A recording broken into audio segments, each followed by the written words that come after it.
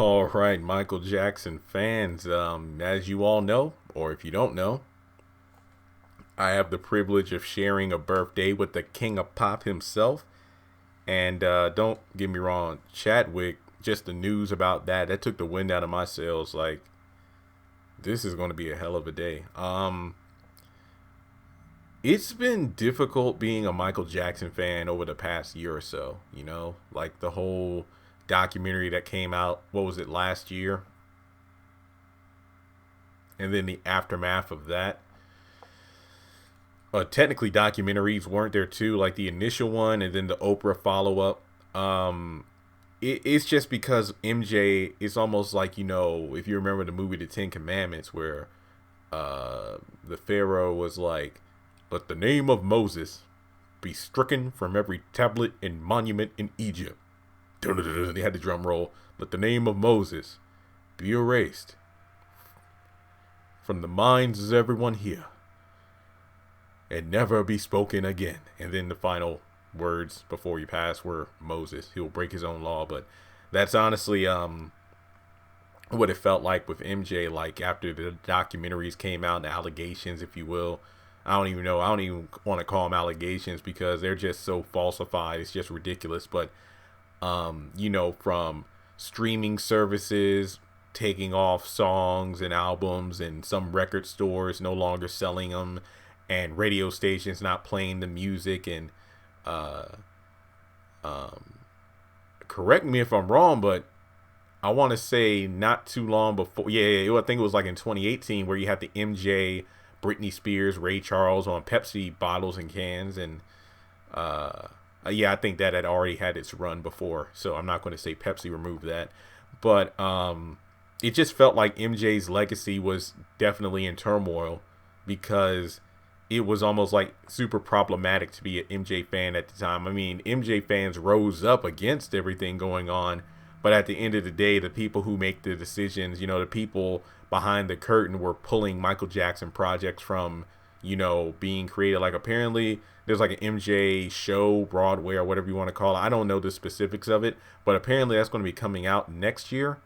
But, with the whole pandemic and all, it's unsure about what's going to happen in the near future, not just with MJ, but other projects in general. I know for me personally, as an MJ fan, one of the things that kind of ticked me off, I don't know, I'm not going to say it's never going to happen because of the long gap between the first two projects, but I'm referring to Spike Lee. Like, the man did Bad 25, the documentary. I love it. I own a copy. And then with Off the Wall, he did Journey from Motown to Off the Wall.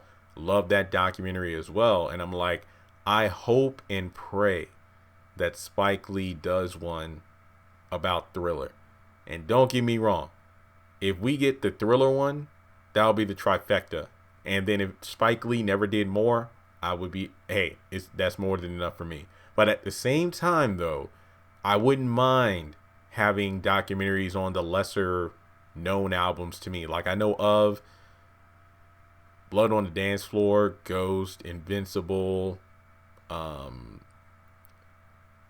History, Dangerous. I just said in a recent live stream I bought the vinyl. It's like my favorite album cover of all time, but at the same time it's definitely not one of my top Michael albums. But just seeing documentaries sometimes makes me appreciate the music more because I know the story behind it. But more to the point of this video, like I said, the MJ legacy is kind of difficult to pinpoint because it's kind of all over the place. Like,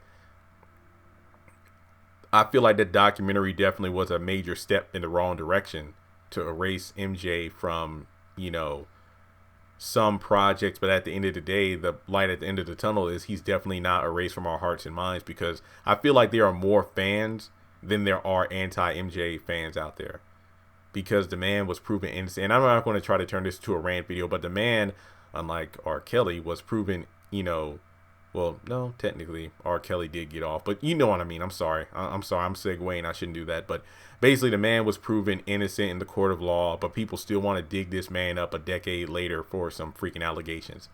But there are real monsters who are walking around us every single day, still alive, and they haven't been faced with a fraction of the scrutiny that MJ did, and he was proven innocent. But more to the point, let me talk about some positive things. Like, the man was inspiration, being a perfectionist. He worked and worked and worked. And I love talking about live streams about music because I love the discussions we all have. You know, like, there are some people who say, like, you know, you shouldn't have people against each other. But it isn't like, you know, me saying like one is definitely better than another, but it's just me like stating my facts, like the Beyonce MJ debate, or Prince versus Michael Jackson, or, you know, one person's catalog versus Michael Jackson's, whatever the situation is. But at the end of the day, I respect all these entertainers for being amazing at what they do, because sometimes it's true. It isn't about, you know, we shouldn't have black people compete against black people, but I also look at it from the fact that it's hard to compare people, you know, even if it's a white versus black person, because their impact on music, their style, their catalog, or whatever could be completely different. Like I always say, like when it comes to Prince and Michael Jackson, I think Michael was amazing at what he did, but I feel like Prince was more well-rounded. He was like the full package, from stage presence, from fashion to the music, being able to play so many instruments, produce, write. Prince was like the ultimate package of what it meant to be an entertainer. MJ was the phenomenon, you know? Like, he's the person who, I mean, it's hard to even put into words. I hate to say the example because everybody uses it, but just walking out on stage and people fainting. Just phenomenal. And I'll probably do a live stream, but like I said, the whole Chadwick thing just came out of nowhere, and that really just diverted my attention because, you know, it's my birthday. I'm thinking about MJ, but then I'm also reminiscing on Chadwick, which brings up the Kobe memories because of how random and shocking it was when that news broke about him dying. So, just some of my favorite Michael songs, you know, like, thing about Michael was, you can put on a song, and even before one specific lyric was even saying, vocalized, or mentioned, you are already bobbing your head, getting ready to dance. Billie Jean, Smooth Criminal, Wanna Be Starting Something, Don't Stop Till You Get Enough, Rock With You. Thriller, the music video version is better than the album cut. I feel like a lot of people feel the same way. The Way You Make Me Feel, Man in the Mirror.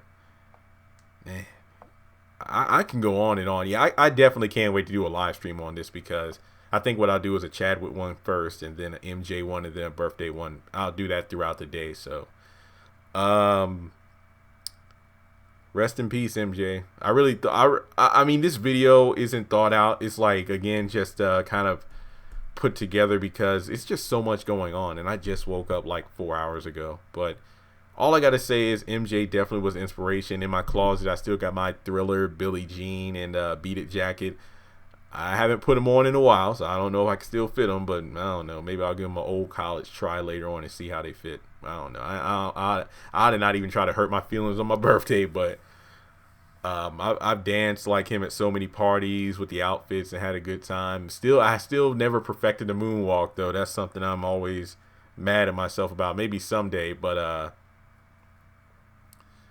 definitely the impact he's left on the music industry as a whole, the records he's broken. And that's another thing about MJ fans. It's like, whenever someone like a Taylor Swift or a Drake or a Beyonce surpasses MJ when it comes to like a certain record, whether it be like AMA awards or Billboard hits or whatnot, yeah, it does suck. But at the same time, it's like, number one, records are meant to be broken, and number two, not to undercut the success of artists today, but the rating and grading system, if you will, in regards to hits is completely different than what it was back in the day. You know, streaming services versus going out to buy the vinyls or the singles or the cassettes or the CDs. So it's almost, and again, if I put out a song and won a Grammy, oh Lord, I would lose it. But it's like, those awards don't have that same impact that they used to. And again, I'm only 29, so I'm not going to sit up here and say like I know the 80s like the back of my hand, but I'm far more familiar with old school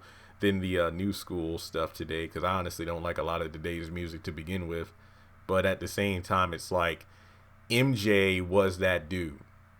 like, you know, the records he broke and whatnot, phenomenal. Not to mention the barriers he broke down for people like a Drake or Beyonce to do what they did, you know. So again, not to undercut their success, but at the same time, there were people before Michael who broke barriers to allow him to do what he did, you know, being so inspired by the likes of a Fred Astaire, yeah, white people, or a James Brown, of course. So it's just phenomenal because the man always gave homage and props to those who came before him, which I thought was definitely impressive. But with that being said, I can't wait to do a live stream soon so we can talk about it, you know, together, because I love doing live streams with you all.